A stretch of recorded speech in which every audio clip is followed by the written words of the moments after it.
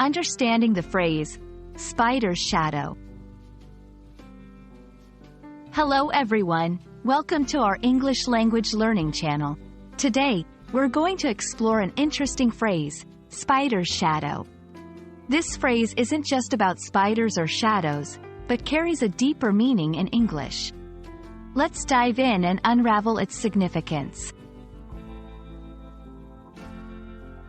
The phrase, spider's shadow, is not a common idiom or expression in English. It might be used in specific contexts or literature to convey various meanings. Since it's not a standard phrase, its interpretation can depend on the context. Let's look at some possible interpretations.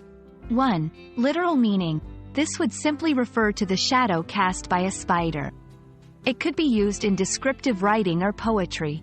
2. Metaphorical use. In a metaphorical sense, a spider's shadow might symbolize something small and seemingly insignificant that can still have an impact or presence. 3. Imagery and literature. In literature, such a phrase could be used to create a specific mood or imagery, perhaps something eerie or delicate. Since spider's shadow isn't a fixed idiom, its use in sentences can vary. Here are a few examples to give you an idea of how it might be employed. 1. Descriptive. The moonlight cast the spider's shadow against the wall, making it appear larger than life. 2. Metaphorical. In the corporate world, sometimes an intern is like a spider's shadow, small but capable of making a significant impact. 3. Literary imagery. The room was quiet, with only the spider's shadow moving across the old, dusty books. Understanding phrases like spider's shadow is about more than just the words.